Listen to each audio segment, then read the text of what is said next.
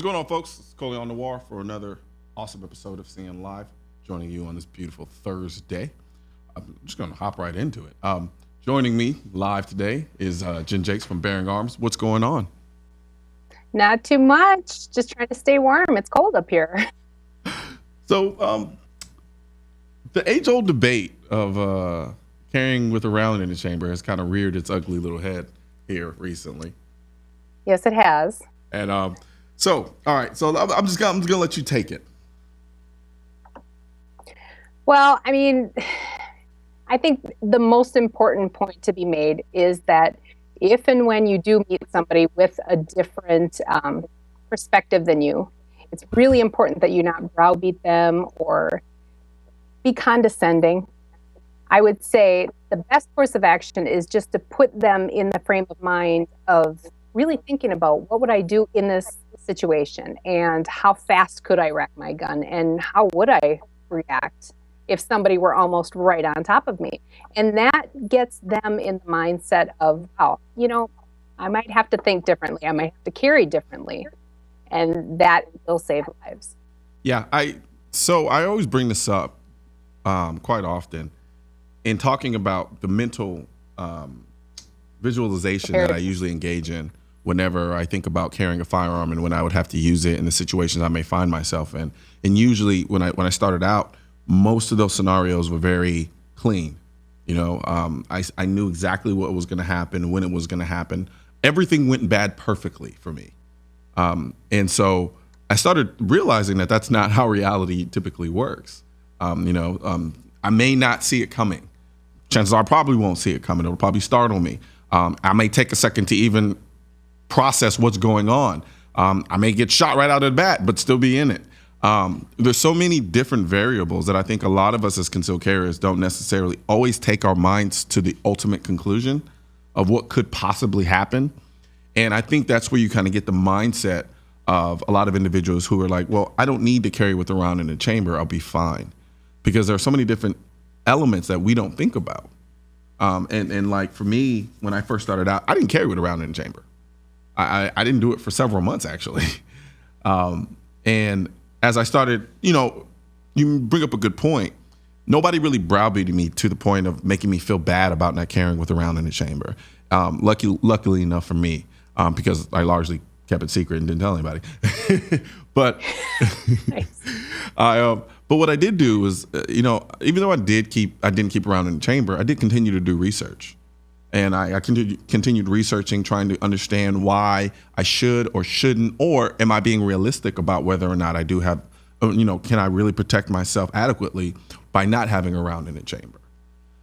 No, absolutely. You know what? For me, it was actually a sales guy at Gander Mountain, I think it was. Mm-hmm. And we were talking about what would you actually do and how far away are you going to be from a potential attacker? And how fast could you draw? We were talking about things like that. And he said to another salesperson, he's like, why don't you go this far away, come up on me, I'm going to see if I can't draw. And this is a military guy who's obviously had training. Yeah. And he could not get the gun out of his holster fast enough before the other sales guy was on top of him. And that got me thinking, my gosh, I mean, you take that extra second, it doesn't matter. You don't have time. They are up on you. And and like you said, there are so many variables. Mm-hmm. Are you shot? You have adrenaline. You have nerves. Don't put yourself in a situation where you have more things to think about and worry about. Absolutely. I know for me, I've been on the range sometimes and I'm just kind of casually just racking around in the chamber and I short stroke it while I'm on the range and there's no one shooting at me. So I can only imagine if I'm in a fight for my life and I pull my gun. And you're thinking this is the difference between life and death. Absolutely. Absolutely. And I think the other thing is, I took a street encounters course down in Virginia, a 3-day course. And that really got me thinking differently. And of course, you always leave training thinking, I need more training. But they had us moving. Uh-huh. You had to be moving and shooting. You had to be drawing. You had to be, take the proper stance. And I think that more people should really take those courses that force you to be yelled at and have to think on your feet. You don't know what's coming. Yeah. then you're prepared. I've taken plenty of courses, but I remember the first courses I started taking were the ones that were really eye-opening, and it changed the way I approached, the way I carried, my carry setup, all of it. And then for me, what I did was I thought to myself, out of the entire time that I've carried without a round in a chamber, how many times had I gone to pull my gun, pull it out of my holster, pull it out of my pants, and saw that the trigger was engaged?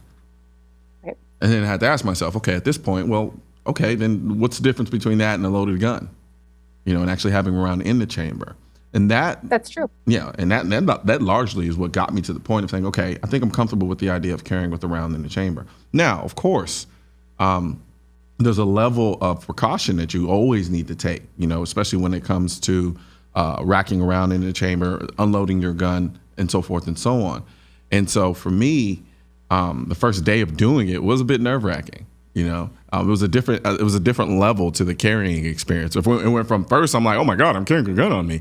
And then, from there, then I started carrying with around in the chamber. And then I'm like, oh, okay, this is different. But there was oddly enough, I had more confidence in my ability to protect myself, because I now understood it was one step, like you said, you pointed out, which was excellent. It's one more thing I didn't have to think about anymore. Because in my mind, I always was like, okay, man, I'm going to have to realize, I got to rack around into the chamber and do all of these things that I normally wouldn't want to have to think about in a situation that was happening really quickly, very dynamically. So that's an excellent point that you bring up in that regard. Right, and I think it's intimidating enough just to have the responsibility of carrying a loaded weapon. Mm-hmm. But then to add, okay, am I carrying with one in the chamber? Where am I carrying? How am I carrying? Where am I that I can pull my gun? And it's a lot of responsibility. And it is definitely intimidating. But I think that this is a conversation that needs to happen. And we just have to approach it as, hey, if there are people that are carrying without one in the chamber, that's fine, because that's their choice. Yeah. We just want them to think, what are you going to do if somebody is right on top of you? Are you prepared to take that extra second or whatever it is? Are you prepared? Have you put yourself in that mindset? I think 9 times out of 10, if you put people in a different set of shoes, they look at things a whole lot differently. Absolutely. And I know I went through that process. And, and it's like you want people to do things correctly from the standpoint of, what makes them most effective in defending themselves. So inherently, I'm going to want to say, okay, yeah, you probably want to carry with a round in the chamber. But, for me, I knew it was a process for me, and it's going to be a process for everyone else.